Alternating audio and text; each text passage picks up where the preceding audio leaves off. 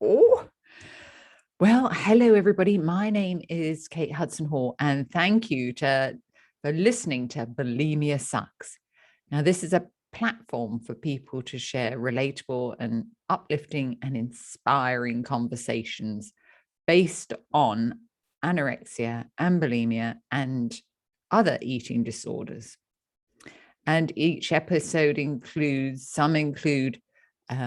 specific personal stories of where the individual is now, and their difficult journeys and the steps they've taken into recovery.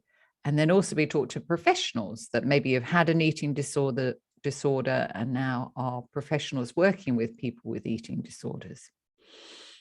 My book, Bulimia Sucks, the audiobook, is now live on Audible and Amazon and iTunes. And if you would be interested and would like a free copy of this, then please email me at katehudsonhall@gmail.com.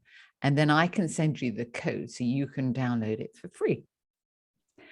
And also, I am launching the Bulimia Sucks digital pack. Now, you may be wondering what's in the pack.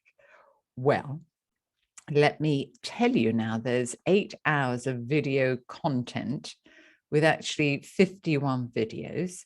There's also a PDF of the book, Bulimia Sucks. There's also a Bulimia Sucks hypnosis recording MP3 download, and also a family and friends support ebook download. And then there is a relaxation hypnosis recording for those difficult times when you're feeling anxious or stressed, in order to be able to calm you. And there is access to a private Facebook group for ongoing support. And also there is regular Facebook Live Q&As with myself. My name is Kate Hudson Hall. So if you wanted to know more, if you go to bulimiasucks.com, and then you'll be able to find it in there. Now, my guest today, I'm very excited, is to welcome Kandy. Now, Kandy is from Hamilton, Ontario, and she's been a registered practical nurse since 2012. And currently, she works on the neural behavioral unit. And her love and passion for nursing and helping people created her desire to volunteer in underdeveloped countries. And she began journaling her trips in 2017. And then she decided to take it all and make it into a book. So that's really, really exciting.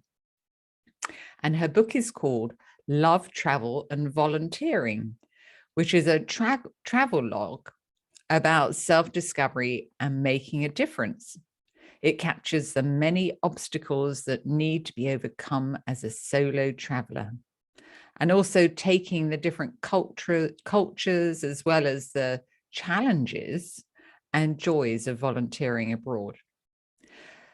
But Kandy is here today to tell us about her experience with her eating disorder, which only started fairly recently. And it started after a traumatic experience at work. And before this, she'd never, ever had any issues with an eating disorder. And Kandy believes that the post-traumatic stress of the experience and the lack of control of emotions when in such a stressed state brought on the eating disorder and fixation on her weight. So Kandy, welcome, and just thank you so much for joining us and sharing your experience and talking about this, because I don't think people realize that a traumatic experience can send you down this path. And that's what happens. So welcome, Kandy. Thank you for having me. Oh, it's fabulous. Thank you so much. So maybe we could begin by after you finished traveling and you came back and then you were at work and your experience there? Okay, so it happened August 2020. I was at work, and then I was assaulted by the patient. And then I had to go off of work because of post-traumatic stress, anxiety, depression. And then probably a month later, I started like purging after I was in a very emotional state. And like I just couldn't control my emotions. I was always scared, anxious. So the purging was a relief of that emotional distress. Yeah. So you must have been very confused about, how you'd reacted with your behavior.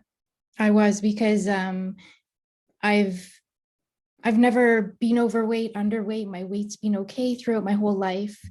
I never was fixated on my weight. I never counted any calories, or like I could always eat whatever I wanted to. And I never had to, it never crossed my mind to think over and over, like obsessively, about how I just ate this food and now I'm feeling guilty or in an emotional state and now I need to purge. Yeah.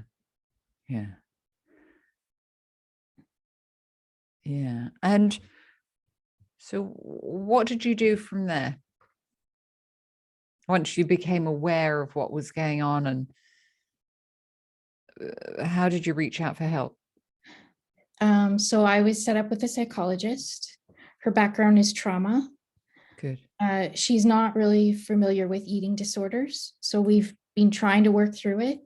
She's encouraged me that when I eat something to kind of sit with it for a little bit. So that's been helping a little, because if I eat a meal, I'll keep myself busy and I won't think about it. Like working on my book has really helped me because I stay really focused and I don't have time to think about what I ate or how it's going to make me feel. Yeah. So distractions are very important. Yeah. And how do you, so did it suddenly start? Did it suddenly develop? Or was it Yes. gradual? Or No, it suddenly developed. yeah. I think what happened was I was in such an emotional state. At first I was fixated on my weight. I wouldn't eat anything. And then one night I was like, well, I enjoy pizza. I should try and eat pizza. So I did. And then after that, when I was in an emotional state, I had to eat pizza. And then Right. after, I would feel guilty of eating that pizza and then I'd purge. Yes. Yeah. And how at that time, how were you feeling in yourself? Anxious. I would have flashbacks of the assault, depression, a lot of anger. And are you having flashbacks now? No. So that's good. Yeah, it is. So that's a big step forward. It is. Like the eating part, it's still an issue, but sometimes I can eat food and then I'll be fine. Like what I kind of do is, and it's probably not the healthiest, but to avoid that feeling of guilt and thinking about needing to purge, I'll eat before I need to go to bed. So that way I sleep and then I don't think about it. Right. Yeah. I mean, if that's working for you at the moment, I think that's positive, isn't it? Yes. If you were to eat during the day, how would you be feeling before you eat, during when you eat, and then after?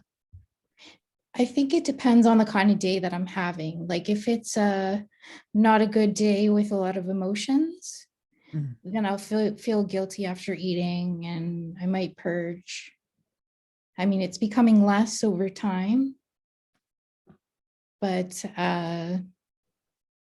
yeah, I definitely need to choose healthier foods because I think that might have an impact, and eat smaller meals so that you don't feel completely full and you're not fixated on that feeling of fullness. Yeah. Yeah. Because we have a sensation as we're eating, we have a sensation. I always call it moderately full. Mm-hmm. So it's before you get to that full feeling, which a lot of people, well, many people are not aware of. So everybody's seems to be, majority of people seem to be aware of the feeling of being full. But before that feeling, you will get a feeling of being moderately full, but it's only a slight kind of flutter. It's not like a kind of strong feeling when you're really full. And people aren't aware of that. So it's starting to kind of tune into that. And that's a signal that it's time to stop eating. Because if you carry on eating, then you'll get to that really full stage, and then you might not, may send you down a really negative path. But this feeling of being moderately full is really interesting because it's different for everybody. So some people get like a physical sensation. Maybe they feel their stomach extending, or they can feel their belt on their tummy or something. Other people, it's a thought that they have. It's like a knowing. They just know that they've had enough. And for other people, it's like just like a slight flutter, like I said, but it's different for everyone. So it's tuning into that and making sure that you don't eat past that sensation. So are you aware of that feeling, do you think? Actually, that makes a lot of sense to kind of connect with the trauma, because after the trauma, I was very sensitive to touch, or I guess like that feeling of fullness. So it kind of makes sense because I was at such an emotional state that all these sensitivities came out. Yeah. Yeah. So by not eating to that fullness, which at the moment you've got sort of kind of linked to, the wrong direction, I presume, and not eating to that specific point, that will give you back more control, won't it? Maybe. And I do think it was a huge control was a huge factor, because when I went off of work, I had no control. I've lost income. I wasn't doing what I loved. I wasn't doing nursing. I had just started a part-time job as well because I was saving for a house. And so that was taken away from me, and I really enjoy that job. I tried to buy a house. I couldn't because I was on WSIB. Yeah. So I felt everything that I worked so hard for in life, it was all taken away because of the assaults. And so controlling what goes in and out of my body, I guess that was the only sense of control that I had at that time. Yeah. Yeah, absolutely. But now you're beginning to take back control of other areas of your life. Yes, because writing the book was really good, because it's like I'm in control of that book and I'm the one that's going to be publishing it. So that has really helped. So that's pretty huge in all sorts of ways, isn't it? Writing that book. So when you were traveling, you said that you did a lot, and you would always journal when you were traveling. And that's how you ended up writing the book. And are you journaling now? I'm not, no. Because maybe, if maybe that might be something that would be really helpful to you, to get those feelings out by writing them down. Because if you enjoyed journaling before, so maybe that would be something that would be really positive for you. That's true. Because when I was a kid, I used to journal all the time. Did you? Yeah. Yeah. I had my brother, when I was like 13, I'll just tell you this quickly. He gave me for Christmas, or yeah, it must have been at Christmas, a 5-year diary. Oh, one of those ones we have to write in it every day. Oh, I wrote in that diary every single day. And he said to me, when you finish that, when you finish that 5 years, I'm going to give you £5, which, this was in the 1800s. So it was a lot of money to me back then. And I was like, so that was like really motivating. And then when we got to like Christmas, before that last like few weeks, that last like week, I suppose, before I finished it, I was like, yeah, I've almost finished this 5-year diary. Oh, I've written it every day. Oh. He said, okay, if you want that, this is my older brother. If you want that £5, you have to let me read your diary. How mean is that? Did you let him? This was like when I was a young teenager, and up until I was 15 or 16, and all my deep, dark secrets were in there. So I never got the money, but I did do the journaling there, even though it was like 5 lines and it was like so repetitive when I look back. But maybe that would be something that would be, positive to help you to work through these difficult emotions. And for many of my clients, they all find it really beneficial by journaling. And by writing down those feelings, for a lot of people, it's actually getting them out and having them, that, you're not holding on to them, you're actually freeing yourself of them. So that would be a good idea. Yeah. And really tuning into those thoughts that are connected to the feelings, and if you're in a situation, or, throughout the day, if you're really not feeling very good and you feel anxious and, different thoughts come into your mind that maybe are connected to it, that's when you need to grab it and start writing. Yeah, that would be a good idea. So what other help have you had, or changes have you made to help you through this? Seeing a psychologist, that's the only help really I've had, because nobody knows about it. So that's the difficult part. Does any of your family know? Nobody knows. No, just the psychologist. Yeah. What have I done? I've tried to, like my psychologist said, after you eat, try and just sit with it for a little bit. So I do that and it works a little better. Yeah. I eat smaller portions at a time. Yeah, good. But I do think it's tuning into those thoughts and feelings that you're having. Yeah, and the thoughts and feelings aren't as much, because I think my emotions are more in control. Like I'm not in such an emotional state when I first went off of work. Yes. Yeah. And it's taking it day by day. And what is, so if there was a scale from 0 to 10, Kandy, and say 10 was when you were really happy and 0 was when you were really unhappy, where would you be on that scale right now? Maybe a 6 or 7. Okay, so that's good. And what's stopping you specifically from being an 8?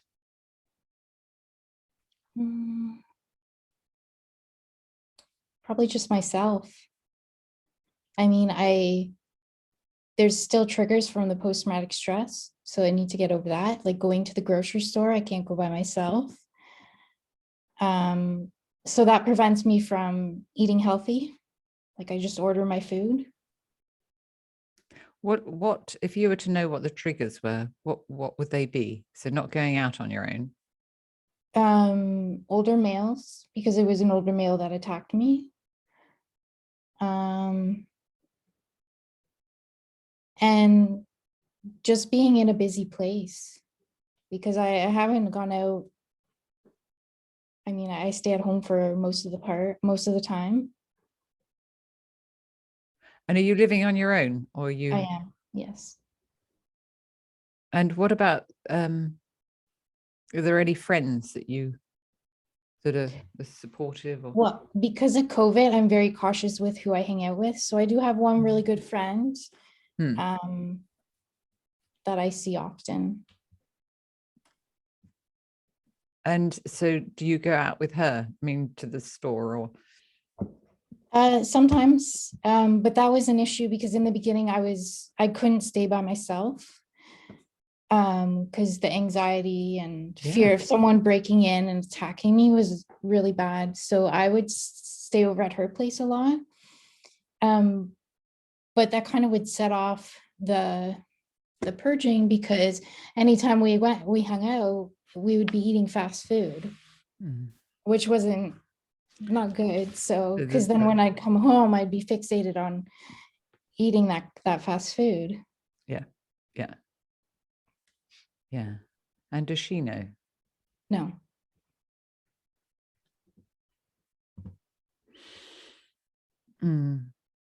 What would happen if you told her? I think she'd be supportive. Like she would understand.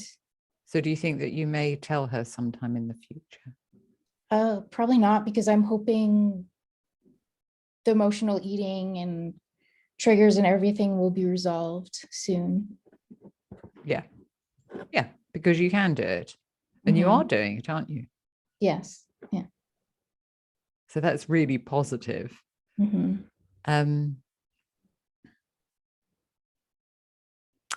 Yeah, I think it's identifying what those thoughts and feelings are as well that you're having. Because if you were to think about maybe you were focusing on promoting a book or doing something online, how do you get from not thinking about food to going down that negative pathway? Well, I have to understand, like, so if I'm promoting my book, so today after I'll look at promoting my book on Amazon. So that's something new that I have to learn. So maybe I can have a meal before, or like a little snack or something before that. And just remember that that food is energy that I need to do that task. Yes. Yeah. Yeah. Otherwise you'd be too tired probably to really focus and concentrate. Yes. So it's going to give you the energy to focus and follow through with that task. Yeah. So it's changing your mindset as well, isn't it? Exactly. And Changing your mindset and like how you think about food. yeah. And what negative thoughts would come into your mind? Probably the number one would be, and again, I've never had any weight issues. So the number one thing would be, if I eat this, then I'm going to gain weight. So a fixation on my weight. Yeah. Whereas part of you knows that that's not true. But then there's this other sort of, well, in my book, I call him an evil leprechaun. He was like an evil leprechaun on my shoulder, whispering in my ear that I would, when I was in recovery, I would bat off. Yeah. But awareness is the first step. For sure. Isn't it? And being aware, oh, there's that evil voice. And beginning to tune into that good, positive, healthy voice. Do you ever hear that? I'll have to tell myself, like, it's okay if I eat this food, instead of thinking about all the negatives. Yeah.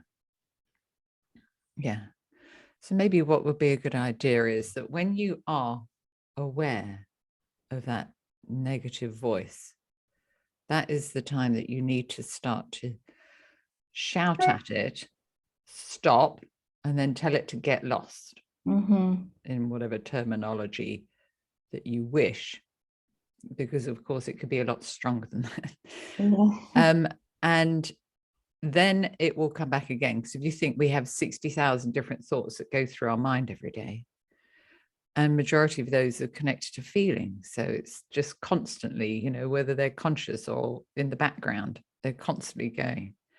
So, but it's starting to sort of bring forward those negative thoughts and hear them, and then actually making them conscious and shouting at them to stop and telling them to get lost.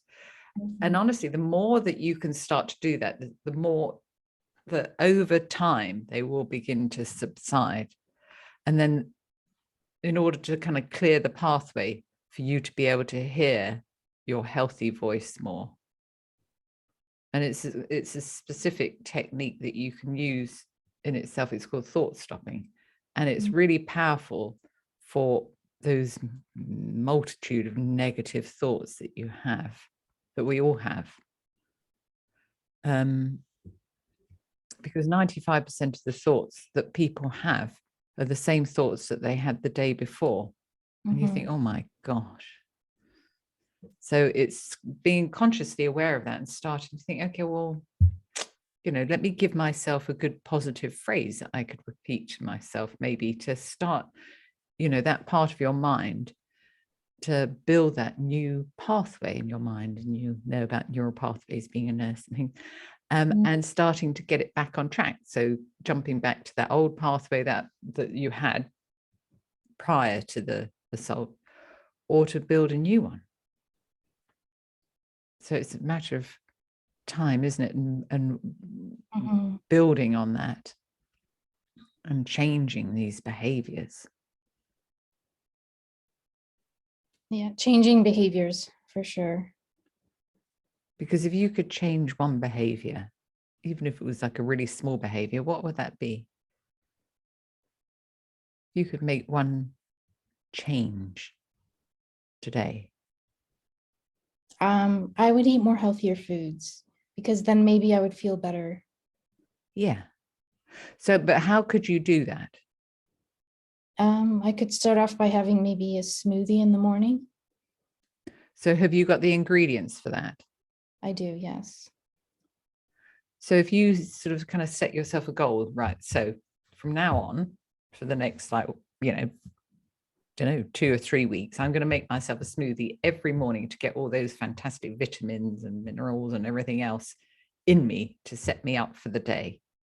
So if that was your goal that you were going to achieve every day, I mean, that would be really positive. And then I would assume, because you do it every day, you get used to doing it, and then your other behaviors will become less and less. Yeah. Yeah, absolutely. It's building that good positive habit. Yes. Knowing, you know, and it's figuring out those little steps that can help you right now to take you forward. Yeah. Yeah.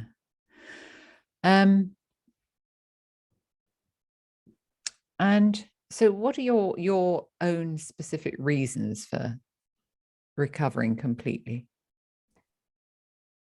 First of all, it's not good for your teeth. The acid will eat away at your teeth. It throws off your electrolytes. You can have heart problems. If it gets really bad, you can have dizziness, blackout. So I want to get better so that I can fully function. I can work my full-time job and my other job. Eating healthier might even help with my mood and the depression, anxiety. Yeah. Having all those nutrients. Yeah, absolutely. Because with regards to your, you know, working as a nurse, so the opportunity for you, you're not working at the moment. No. And what's the plan? What's the goal? To return back to work. Yeah. So I have to be able to manage my activities of daily life before I can return. Like, I have to be fully functioning. Yeah. So self-care, eating, sleep habit. So if we go back to that scale, so if 10 was when you were fully functioning and 0 was when you weren't functioning at all, where would you be on that scale with regards to going back to work and functioning as a, as you would do? Yeah, I'm probably about around a 7. Okay. And what would you have to change in order to be at an 8? My mindset. Okay. So I have to know that the assault, just because I was assaulted at work, like, doesn't mean that it's going to happen again, or because it was an older male, it doesn't mean that any older male on the street is going to come and attack me. So I need to overcome that way of thinking. And what's stopping you from overcoming that way of thinking right now? I think it's the post-traumatic stress. Mm. Because when I get really stressed, that's when all this anxiety and fear comes in, and sometimes I can't control it. Yeah. Yeah. And what does the psychologist say about that? We just work through thought patterns. Yeah, and we talk about what it's going to look like maybe when I return back to work, so that I'm prepared if something happens again. And we talk about how not every male is going to come and assault me. Yeah. Yeah.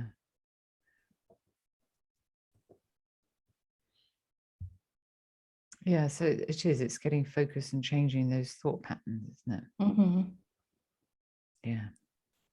And I think it would be really good for you to write them down, to make them more conscious in order for you to be able to shout at them. Yeah, usually what I do, so if there's a trigger, so I don't know, one day I was outside and this guy came towards me with a bat, like he was talking to me before, and then he grabbed a bat off the train track, and my instant thought was, he's gonna come and attack me. Whereas before I would have never thought of that. I would have just carried on the conversation with him. So at times like that, I need to be able to separate it and know that maybe this person's not going to harm me. Yeah. So I have to kind of let that fear go. Yeah. Yeah. And that takes time, doesn't it, to be in different situations so you can build up your confidence. And also exposure too. Yeah. Yeah. So do you go out on your own at the moment, or? Not really. I don't usually go anywhere. I mean, maybe the odd time to Dollarama and I'll get whatever I need. But I'm familiar with that store. It's not really busy. Yeah. Because maybe you could think about in the future, maybe one of your goals for that week or for the next couple of weeks, you could maybe take yourself out and go to a different shop to start to build up your confidence. But just, see very gradually, as and when, because it's breaking those patterns and building up your confidence. Yeah. Yeah.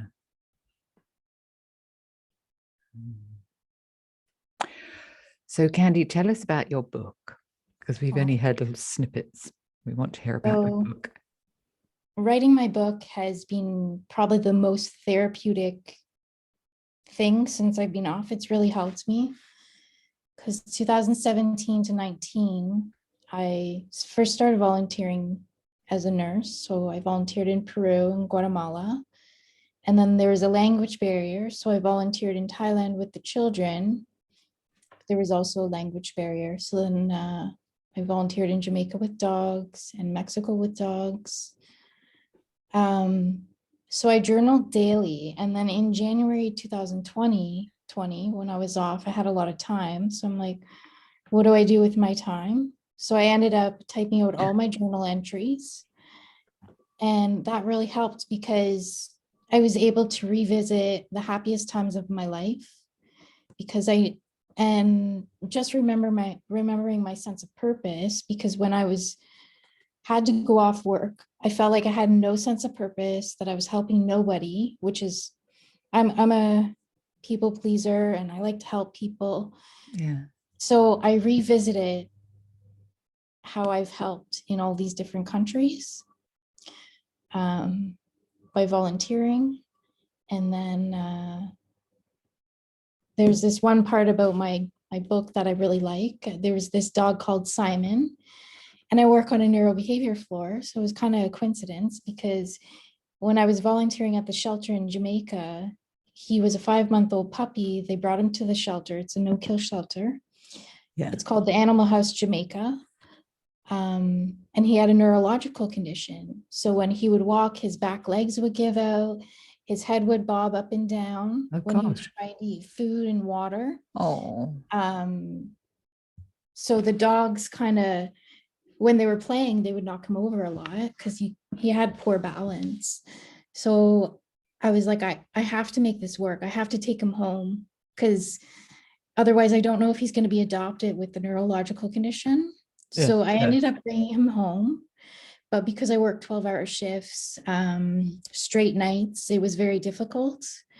And I wanted to provide him with the best life. So I contacted, her name's Maureen. I contacted her. She's the coordinator of the animal house. Right. And I told her locally of the animal house locally. In Jamaica. Oh, in Jamaica. Oh, okay. Yeah. So I contacted her. I said it's not really working out. I wanted to provide him with the best. So then she contacted someone, and he's actually with a retired couple, which is great. And I just contacted her the other day because Simon's all in my book. And I said, my book's available. And I said, how's Simon doing? She said, he's doing great. So he's very spoiled. So it turned out well in the end. Absolutely. He's very spoiled. We like that. Oh, wow. That's amazing. Oh, gosh. So then,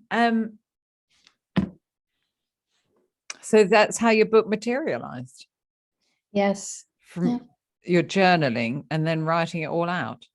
And the thing that I changed, I added to my book, is after each journal entry, I put a lesson learned.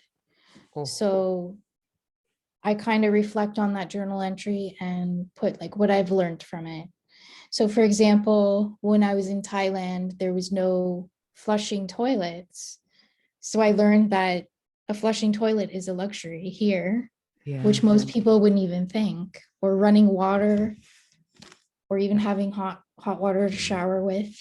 So there's a lot of, take it for granted. Exactly. There's a lot of countries that live without. We don't take a moment to consider these countries that don't have just a luxury of being able to wash their hands. Exactly. Wow, that's amazing. So now tell everybody what the name of your book is and how can people find it. Okay, so I'll first tell the story of what I wanted to call my book was Caring for the World. Oh yeah.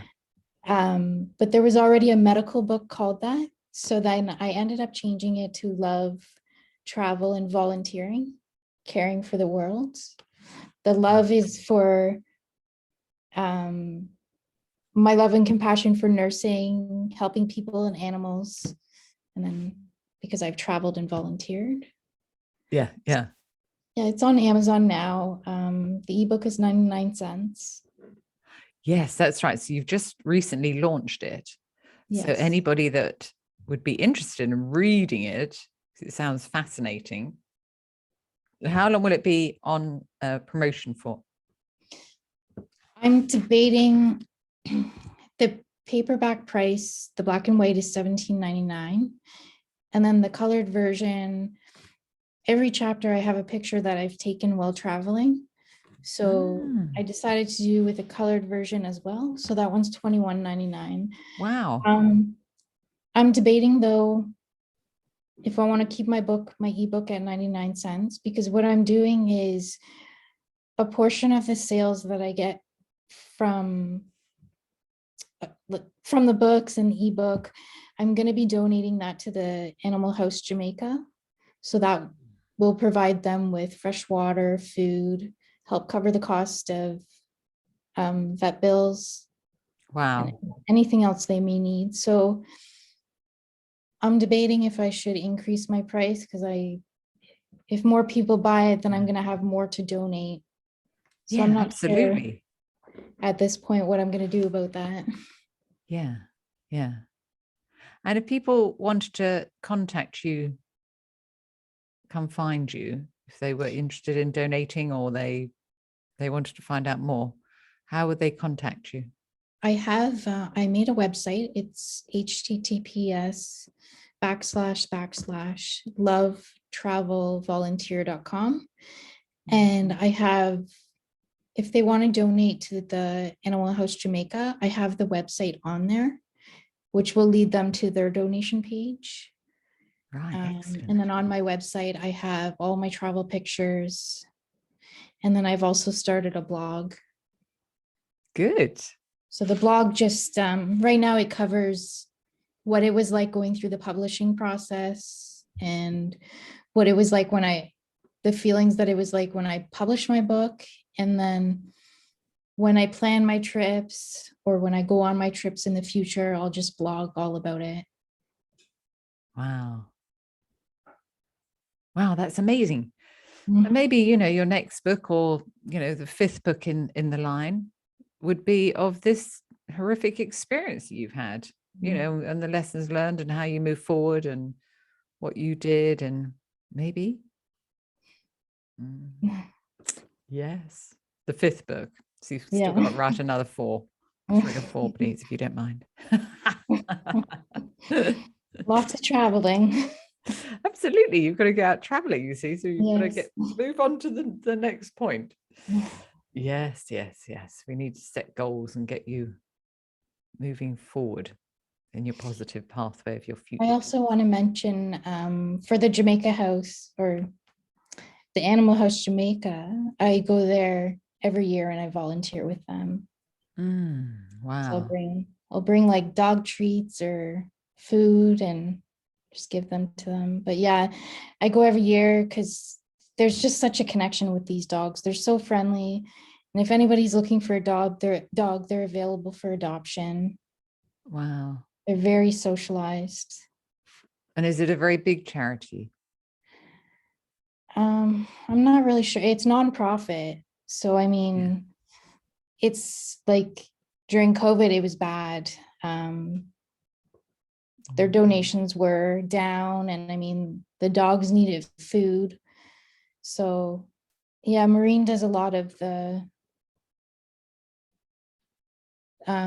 she tries to do a lot of promotion for donations, the adoption of dogs. She rescues them. Yeah. So she does a lot. I can imagine there's so much work involved. Mm-hmm. Yeah. And then to raise, try and raise the funds to be able to, to feed the dogs. Gosh. Very difficult, very difficult. Well, Kandy, thank you so much for being so honest and sharing your story of this difficult time. But you will move forward and you can get over this and move on with your further writing of your next 6 books. I've moved it to 6 already. So thank you so much. And of course, we'll put all the links for your website and all the details below so people can come and find you. Okay. If they're interested to make a donation, to jump onto your website. Mm-hmm. Yeah. And even Amazing. if they just want to talk, like I'm available. Yeah. Yeah. Amazing. So thank you, Kandy. Thank you for having me. Yay. So that was all for today's episode of Bulimia Sucks. And thank you to everybody for listening. And join us again on the next episode. And make sure that you subscribe to the podcast on Apple iTunes so you never miss an episode. And I like to mention my book again. Check out my book, Bulimia Sucks, which is on Amazon, to learn many different techniques to help you to begin to break through those difficult bulimic behaviors. And of course, I love to hear what you think. So please leave me a review. So thank you so much to everybody for listening. And I look forward to speaking with you in the next episode.